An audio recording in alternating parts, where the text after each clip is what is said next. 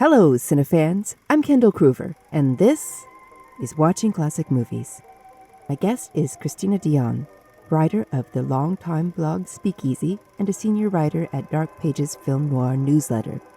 Kristina and I met at the TCM Classic Film Festival over a decade ago, and we quickly discovered a shared love for cult and genre films.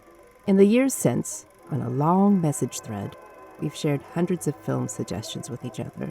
This episode, we decided to put down our phones and discuss our favorite Underseen Giallos face-to-face. We had so much fun that we're going to do it again. A lot. Stay tuned at the end of the show for a very special announcement.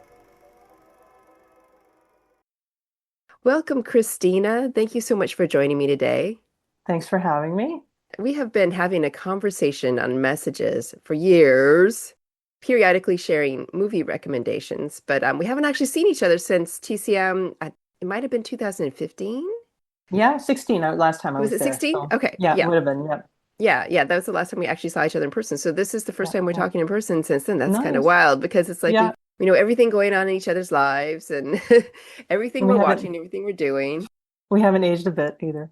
No, not one single bit. In any case, we generally talk about horror a lot. So when I had this desire to talk about Giallo, I knew exactly who to go to. So today we will share a few of our favorite Giallos. And, for those who don't know, Giallo is, the term comes from Italy. Giallo literally means yellow. And it was the color of the cover of a series of very popular mystery novels that, well, amusingly enough, that they were mystery novels that it started out at least being, American and British authors. And then that turned into a genre of film which kind of followed the same ideas and tropes of these mysteries. I don't know, Kristina, what's your take on Giallo? How do you describe Giallo to someone? Well, that basically. Plus, I guess if you want to talk about a golden era, it would have been like late 60s through late 70s, you would say, I think. And then, of course, you just like with noir, you kind of have a pre-Giallo period. You have other countries making them. You have a neo-Giallo still going on now. Yeah. And but otherwise, I mean, they're kind of noirish, but they kind of tipped from noir into more of a not just pulpy mysteries, but more then they evolve into something kind of more stylish, kind of a sexy mystery. Of course, the Euro style. They were more permissive cinematically that way, so that plays into it. But I think if you wanted to talk about the tropes, your typical like if you had a Giallo bingo card, Yeah. then the squares would be, voyeurism, let's say, vivid color, lots of glamour, like, the cutting edge of fashion and decor, living spaces, nightlife. Often you have them in the glamour industries, Mm-hmm. like fashion, photography, modeling, and so Right. on. Yeah. They can be pretty bloody and gory. Amazing music, let's say. Mm. Really good music, disco, or sometimes you got the Morricone scores. A bottle of J&B. Mm-hmm. And what else? The killers are like sometimes black gloves. Usually they have some kind of unusual, quirk or habit or some Yeah. calling card or something. Masks, right? Oh, yeah. Am I missing anything? They're just really super, super stylish, and you kind of want to, swirl a spoon in it and eat it up. Yeah. Yeah. No, it is like that. It's kind of my go-to because of that. Yeah, But it sounds silly, but they're movies. yeah, They go for all the yeah, sensations and you really do still have some very good acting in it. So they tend to be yeah, these, yeah, just high quality, glossy productions yeah, and yeah. everybody's so gorgeous. So yeah, yeah, I think you pegged it. You pegged it very well. See if So you can let's go ahead. discuss our choices. What's because I do, there's so many that they produce so many that there are several that are really, really good that kind of get, lesser known, aren't seen quite as much. What was your first choice? I'm going to talk about Short Night of Glass Dolls from 1971. Did you pick that one too? No, but I watched it 2 days ago. Yeah, because not only because I really like it and it's kind of unusual and not it's kind of off the beaten path, and more available now too. I think they just released a new Blu-ray of it. But I have a kind of a personal angle on it, slightly, very distant personal angle. It's directed by Aldo Lado. I'm checking my notes so I don't forget anybody's names.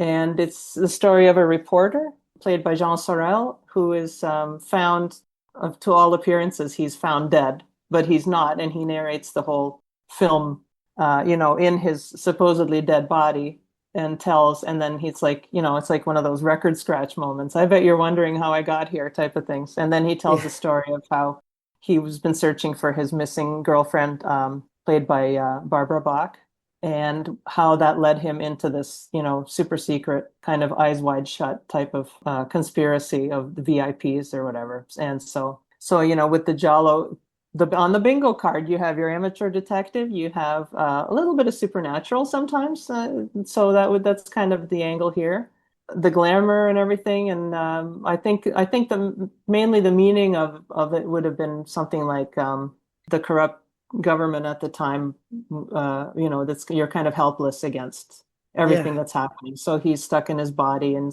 trying to get help, and nobody can obviously hear him or help him. So that's the story of it. Now, if have you did you say you watched it? Yeah.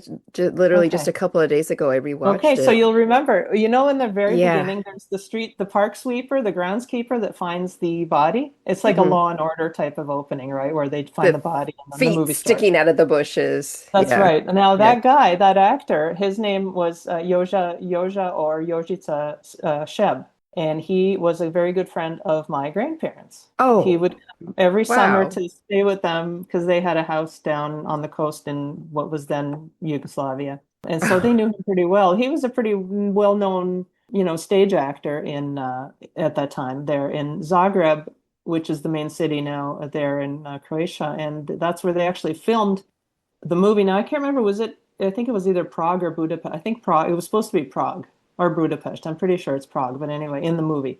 But it was actually filmed in Zagreb.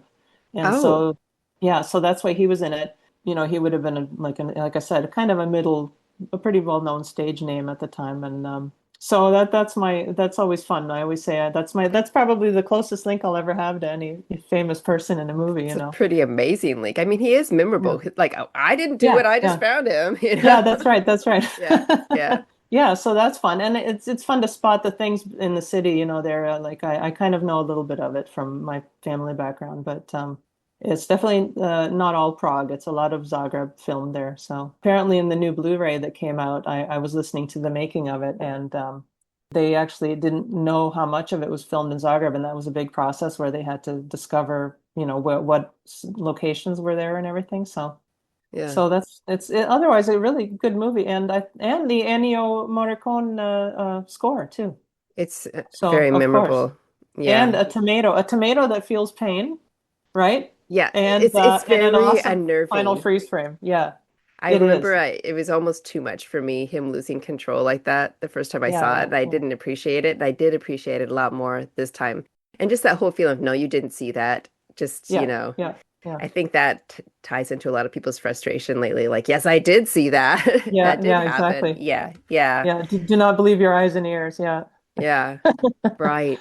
Yeah. Jean Sorel, poster boy Giallo, I guess. I just, yeah, he yeah, keeps yeah. coming up every time you watch a movie, he's there. And it was actually in one of my choices.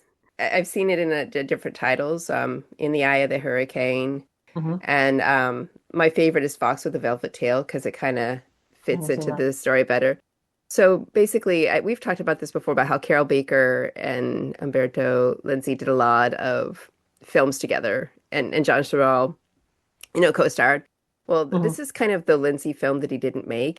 It is so much something like something he would have made. It's so much like something that Carol Baker would have been in, but it doesn't have either. It just has John Sorrell in there. Hmm. So it's this wealthy woman, living in her palatial summer place, and she's breaking up with her husband in the beginning. She's telling him, I'm asking for divorce, and he's like, oh no, I'll be back, and there's all that, and then Jean Sorel shows up with his dog, all gorgeous and laughing, and it's her new lover. And she's gonna have this new life with him, and so it starts out seeming like this romance where they're like, everything's so great and she's so lucky to be moving on. And um, it turns on her and she realizes she's being betrayed. So the whole rest of the film is about her figuring that out and managing it. And it's got a lot of plot. It's a complicated plot with a lot of twists and turns, very Giallo, but the thing about it is it's got all the most beautiful things about Giallo, just how gorgeous it looks. The music is this swoony, romantic kind of stuff.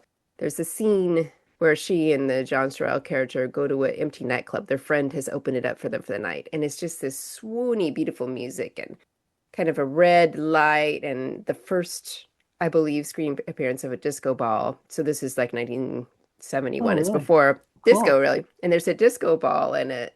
And you know, and it's just concentrating on the details of her clothes and the caviar they're eating. It's so lush. It really drops you in this world, you know, before she goes into hell, basically. But even Yeah. then, still so gorgeous and impeccable. You know, it's just it has everything in that regard. And it's filmed in Spain, which I also find very interesting because there are a lot of gialli that are Italian productions filmed in Spain or Mhm. Spain, Italy co-productions. And of course, Spain, you know, filmmakers produce their own. So that's another thing I like about it. So I don't know if I'm going to say her name right. Analia Gade is the name of the woman who stars in it. You don't see a lot of her. I think she's in Murder Mansion. So this would have Okay. been the Carol Baker role, but she's very humble and quiet in a way that Carol Baker couldn't. So the way that she turns the tables on people is a little more sophisticated and sleek and not so much stabby revenge style, you know? It's Yeah. like my Yeah. bread and butter is probably more the Carol Baker lip curling and shouting, but Yeah. I love the way that she handles this, just like I've been hurt and you can see it, but she's like, let me just elegantly get these people out of my way, these fools. So Yeah. yeah, it's really good. Elegant. That's Yeah. that's Giallo all over. It's elegant, elegant murder. Yeah, yeah. So you haven't, have you seen this one? No, I haven't. I'm gonna that goes on my a never-ending list. It's on Tubi. It was, Oh, excellent. yeah. Excellent. I I'm gonna have watch that. never really heard it. And I was looking for, I was just looking for anything about it really, and it just doesn't seem to be much talk about it. So I definitely want people to see it and talk people. If anybody watches this, Excellent. I want to talk to you about it. Yeah. So what Excellent. else? What Will else have you do. got for me? Okay, this one I just recently discovered. It's called The Possessed or La Donna del Lago from 1965. Ooh, And it's directed by Luigi Bazzoni, who I'm pretty sure that we've talked about privately. That who also he also did the Footprints on the Moon with Florinda Balkan. right. You know that really trippy one where she keeps having dreams that she's in a movie or something. Yeah. Which I almost chose that one for one of these three, but I ended up going with this one kind of surprisingly. And he also did The Fifth Chord with Franco Nero. Oh, wow. Yeah. So he's kind of has this strange, this more the strangeness of those films in this one as well. So this one is about a writer who goes to back to a lake resort that he visited in a year or so before, and he goes in winter in the off season. So right there you have a really great atmosphere. You know, hotels in the off season Yeah. are always great places like Marienbad and stuff like that. And he's going back ostensibly to work on his writing, but he really wants to hook up again with a maid that he was attracted to the last time he was there. And but now once he gets there, they tell him that she's died by suicide. So, or has she, which is the What a plot. So setup. Wow. yeah, it was fantastic. And the lead actor is Peter Baldwin, who to me is he's kind of a real, sensitive kind of type, like maybe like a Gregory Peck, or if you want to go more modern, reminded me a little bit of Christopher Abbott, for example. So I would call this one more of a pre-Giallo, kind of like, what's the Bava one? The Girl Who Knew Too Much, I think, right? That's one of the early. It's kind of Yes. more in that, and it is in black and white, but it's still visually gorgeous. It's stunning. It has some absolutely beautiful photography. And so this one I picked because it's not only was I really impressed with it, and it's probably going to be one of my main big discoveries of this year, but it's nice to see because I think this is a good example of that kind of the missing link or a link in the chain where you go from noir into giallo and why they're different. It kind of shows you that. So I know, here you have lust as a motive, of course, which is your typical giallo material. Yeah. You have your amateur detective again. That's another thing you often find. You don't know, but you can't trust anybody. There's all these strange characters, really weird people, and you don't know who to trust, including in this one. And I'm not going to spoil too much, but including the narrator, you might not want to trust him either. Ooh, Exactly. Otherwise, like he's haunted by these strange dreams. So the whole thing is very dreamlike. Like the whole thing is really kind of weird and it's I would say playing on the reliability of what people's memories are like. You don't really know if your memory is accurate and what you remember, and are you remembering what you want to or what really happened. And also the way I like the way it's filmed too, because it often doesn't give you a very clear view of surroundings. Like it's it's very tight, and you don't really you can't orient yourself the whole time, so you're kind of lost in this mystery along with him. So, that's it's a really nice one. I saw reviews when I was reading up on it that compared it to like Val Lewton or Carnival of Souls or something like that. So that's a really good one. Highly recommend. And I would add too, and I think I remember recommending this to you. I think you saw it too. It's very similar to the one Marked Eyes with Michel oh, Morgan. the French one. Yeah, Oh, it's that's a really good similar to one. that. So Yeah. if you like that if you want to see kind of a pre-Giallo, that's a really good one, I think. You sold me. That sounds amazing. It Mm. is actually really interesting that you mentioned dreamlike because sometimes you will see that in the genre. Yeah, yeah. It's a kind of another way of making you feel a little ill at ease or, Hmm. wondering about reality. So yeah, I love that. I think I'm gonna try to see that one a day. But Marked Hmm. Eyes, another good one. Boy, we're gonna have to do film noir Yeah, program someday. yeah. Yeah, so that I think I know what I want to talk about next then because Queens of Evil Oh, is good. also very dreamlike. I love Nothing it. like what you just talked about, but it does have that feeling of what is real here. So it's Queens of Evil from 1970. And I chose it because it is fantasy giallo. Yeah, It barely fits into the genre, but it does if you think about it. Part of it is the trio of women who star in it. So it's and I know I'm gonna just murder their names. Haiti Politoff, Silvia Monti, and Ida Galli. They're familiar faces in the Italian films of the 60s and 70s. They've made many gialli films. This is so different because it's set out in the woods. You've seen this, right? yeah, yeah, Yeah. yeah, yeah. It's set out Just in the recently, yeah. woods. Yeah. It's this little cottage in the woods, these three women live in, and Ray Lovelock is a free love advocate on this motorcycle who ends up sleeping there. He doesn't realize he's been led there by pure evil, Yeah, as they yeah, say. yeah. But yeah, he has no idea. He just thinks he's found this cottage in the woods with these three women, and they all want to get with him, and he just loves it. And so there's that kind of story. But the thing that's amazing about it is the way it's made with like again, it's the soundtrack. It's these women on it going, like sirens or Yeah, something, just yeah, like yeah. punctuating when these three women get him under a spell. Basically, he walks into this cottage, and it is the craziest set design I've ever seen. Yeah. I mean, Great. it's one big room. It's full of pillows. There's no furniture except for like their dining table. Yeah. A It's got tr conversation pit. Yeah, right, right. It's very classic, yeah, 70s.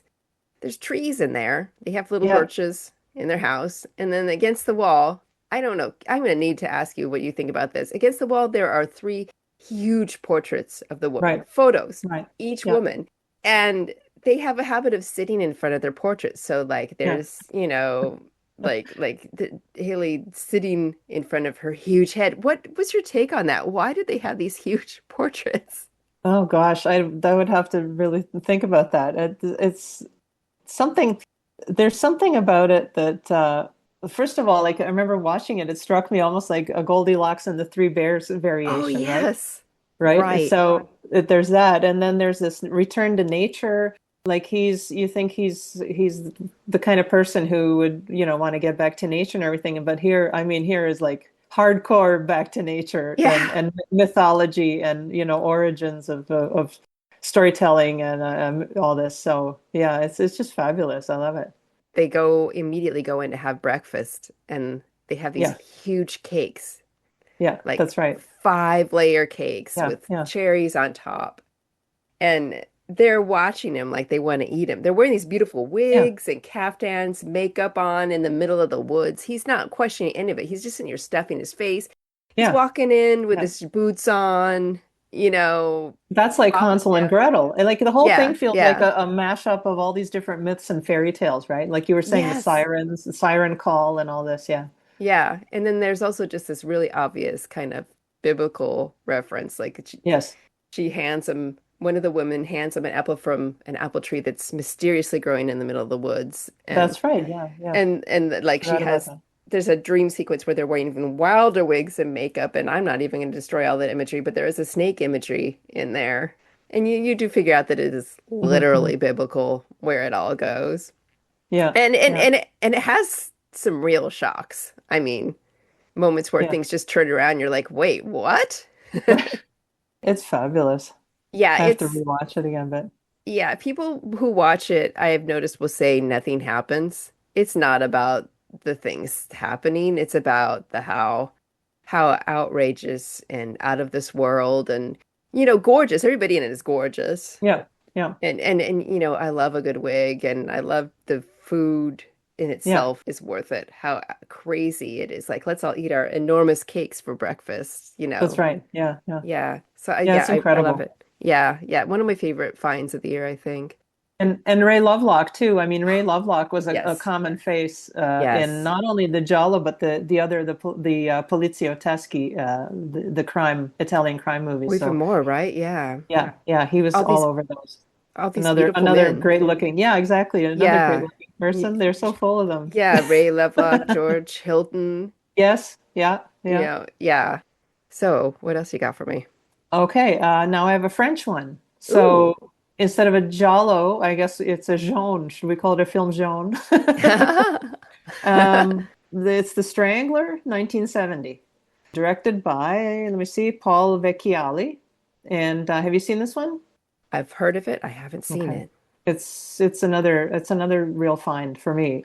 It's Jacques Perrin plays a scarf serial killer. He kills women with scarves that he knits himself, and that's traced back. We find out later that we come to learn that traces back to a childhood. I guess without spoiling it, it's right at the beginning, but he witnessed a crime, and so he becomes a copycat, and there's more to it, but that's basically what gets him started. And his thing is that he's killing these women. He only targets suicidal or very depressed women. So he thinks he's doing them a favor, like he sees himself as doing mercy killing, basically. Now, this one is a little bit different because usually in a Giallo, you don't, it's a mystery, right? You don't know who Yeah. the killer is. This one is now, it's more of a, instead of a who done it, it's a how catch 'em. So because Yeah. you know it's him early on. And the police detective, even who's on the case, even talks to him on the phone and meets him in person to find out what makes him tick. And then, and before he ever gets to the point of arresting him or confronting him completely. But there's still suspense because you have him and the detective, and then you also have another kind of opportunist who's tagging along to his crimes and stealing from the crime. So he wants to find out who that is because he believes that person is making him look bad because he thinks he's doing everyone a favor, right? On the other hand, you have a woman who wants to be used as bait because she's depressed too, and so she goes to the police and wants to be used to lure the Wow. killer, and she starts having an affair with the detective. So you have this four-way tension of these four characters trying to figure out who each other is and how to catch the killers and so on. So it's different because this one is more, more existential, like it's looking into the killer's, motives more, the psychology of him, instead of just having the guy with the black glove and the mask that Yeah. you don't, you rip the mask off at the end and you say, oh, this one Runs a is little like deeper. Yeah. going right into peeling back the layers and trying to figure out why he's doing what he's doing. And basically, he gives this really philosophical talk about, how modern society and, urban life is so lonely and women is, are basically being, I guess, smothered by society, which, translates into them actually being strangled by him. And like a lot of slasher films later on, where you have the childhood incident, that causes all their trauma and Right. gets them started. That's a big thing here. It has that camera point of view, that you find often in Giallo, where the woman is looking into the camera and saying, "Oh no," that type of thing. So you find that there's two things that I really enjoyed in this one, that made it stand out was near the end when he tries to kill a sex worker. There's a whole group of them who go after, try to who Oh, save her, and they try to they kind of hold court around a diner table, and they try to figure out what to do. And I love that. That was a great part of the film. So yeah, that's a really good one. That's kind of like a variation on the Giallo that gives you more look into the killer's mindset and psychology. yeah. You've definitely set up my double feature for the day. It's interesting though, like you're talking about the different aspects of Jello. Like, you don't find people, maybe people just aren't as fixated on it as film noir and noir horror. Like Yeah, yeah, it's a little yeah. more niche. But I find it's not as hard to fit a film into that concept. Hmm, hmm, Like hmm. it works in so many ways. You can have the really classic version of it, but Yeah, it branches out so right. neatly. Yeah. Yeah, and like I said, like if you had your bingo card, Yeah. your Jollo bingo card, and you can dab off the squares, and you can, if you fill up a few squares, you could basically call it Jollo, even if it's like a brand new one, like a one that I almost picked. I don't know if you want to do honorable mentions later, but Yeah. the ones I picked. But some of them, as long as you have the elements, some of the tropes and the feel of it and the glamour and the style, I think there's a lot of Hmm. films that can fit into it. Like even when you go American, something like The Eyes of Laura Mars or something like that is it Right. still fits the category, fits the It fits genre. perfectly. I never thought about that film, but you're right. It Yeah. absolutely fits in every way. Yeah, we should do a little roundup of just briefly touch on what we didn't do because, I mean, Yeah. honestly, we Okay. probably have a part two, three, Oh four, yeah. whatever. This But was yeah, hard. This was yeah, hard. It it was was hard to hard. narrow down to Yeah, three. yeah, it was. Very, I very. mean, yeah. Yeah, yeah. So the last one I did, it's more, gosh, how do you say this? The police, Oh, the Polizioteschi. Polizia and I Yes, still didn't get it quite right, but that okay, was so good. it's kind of this, but it is giallo. It really does have a lot of the tropes of giallo. It's kind of what we're talking about, how like you can fit it in. So it's called, I knew it as Blazing Magnum. It's also called Shadows in an Empty Room. It's from 1976. It stars Stuart Whitman, Oh who yeah. starred in a lot of movies. And I get it from a charisma standpoint, but he's got these bushy eyebrows. He's an odd looking dude, but he's also kind of fantastic and oddly appealing at the same time. I don't know Hmm. how to describe it, but he's a detective, an over the top detective, like police officer. Like, we kind of know about this person, to put it briefly. He overdoes everything, and his sister is poisoned. And, she's up to things that he doesn't know about. So he goes in basically with his blazing magnum, stomping in to solve this mystery. And it just turns out she is a part of something deeper and more devious and, is not well and all these things he didn't know. So that's the plot. Hmm. But the way it happens is just wild. It's got this music that is Armando Trovajoli. Hmm. He is one of the best kind of underappreciated, I think, soundtrack composers. So it'll start with jazz and then turn into this weird, chaotic. I don't even know how to describe it. The music shows emotion so well, I guess is the best way to do it. When it Hmm. starts to get chaotic, there's this crazy bass and piano, and it's just indescribable how wild it is. So there's that.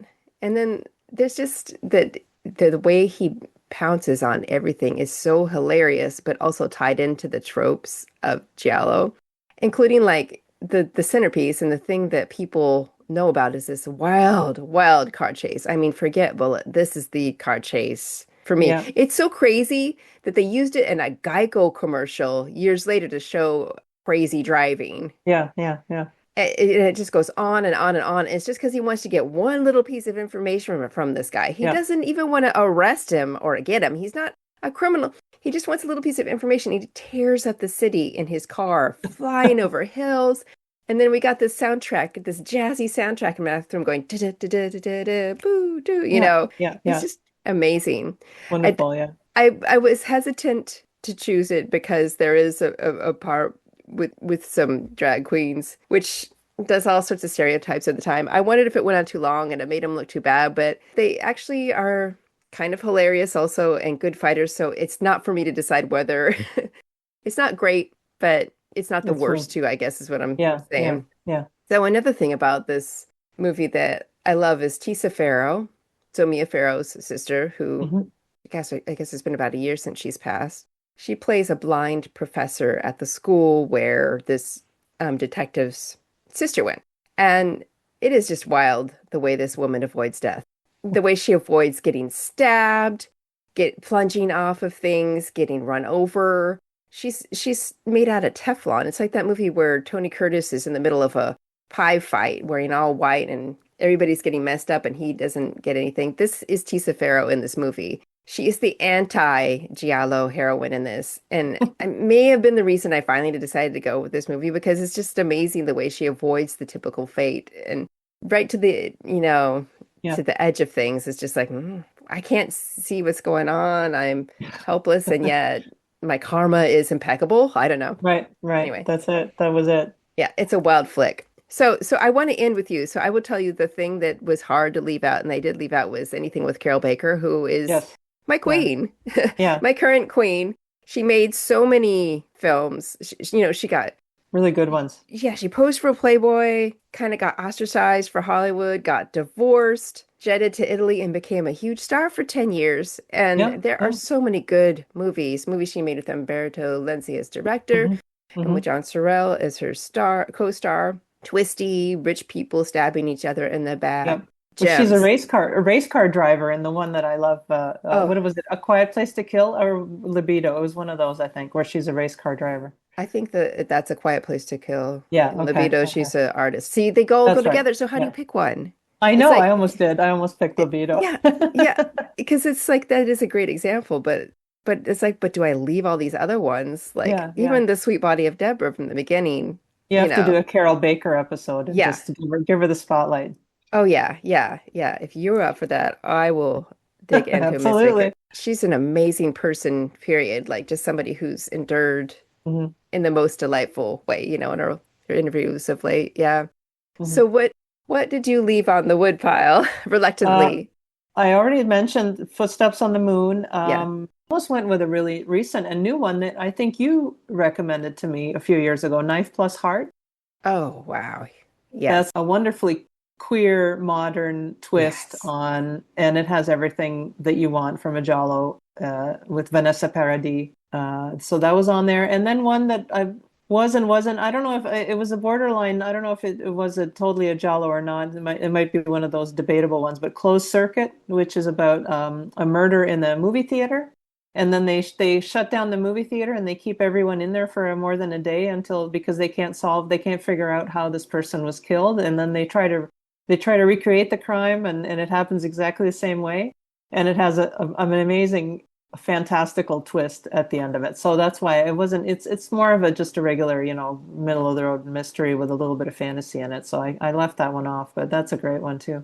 And The Red Queen Kills Seven Times. That's Oh my gosh. one of my I wonder favorite. if that one is lesser known because the Maybe. Yeah. there's a theme in it. Da da da da da Yeah. da da da. Yeah. I've seen it in two, maybe three current movies.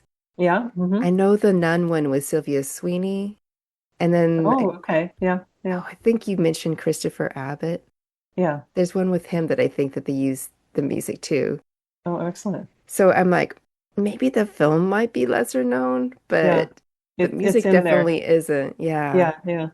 Yeah, that one is like super high visual glamour. There's that scene that just stays in your head forever with running down the hallway with Yeah. that cape flowing behind. It's like you see that kind of imagery created in a lot of horror movies. I feel like that one's a good start as far as Yeah. understanding what Yeah. it's all about. I Yeah. mean, especially with Barbara Boucher in there, who Yeah. just, the thing about her is she was just game. Yeah. I remember her saying how much she loved dancing and she was just living it up. Yeah. She's like, Yeah. I am gorgeous. I am talented. I'm just gonna go for it with all of this. So yeah, yeah, Yeah. that's a Yeah. good one. Yeah. That should be in the starter pack. Right. The The Giallo Giallo starter pack. starter pack. Yes, yes. Man, that would be a good book, wouldn't it? All right, you got to write that book for us, Christina. Well, Christina, oh my goodness, so great to finally have you on the show. I mean, I've wanted to have you on for so long because our conversations are just so much fun about movies and Yes. sharing all of that. And I wanted to share that with other people because, so many good Yeah. ideas Yeah. there. So thank you for coming on. And yes, let's Oh, definitely thank do you that so Carol much. Baker show some point. That would be great too. Absolutely. I'll be Yeah, yeah. there. All right. Thank you so much. And now for that special announcement. We had so many ideas for follow-up episodes that Christina suggested we start our own podcast where we could share our long-running conversation with fans of cult and genre films. Get ready for Psychotronic Sisters, coming soon wherever you subscribe to podcasts. Listen up. They're talking about us, Virginia. I know. I'm Christina. I'm Kendall. We love talking about movies. We like them weird and unconventional. Offbeat and underrated cinema with cult charm. And now we're going to share our conversation with you. We're the Psychotronic Sisters. Come into my den, said the spider, etc.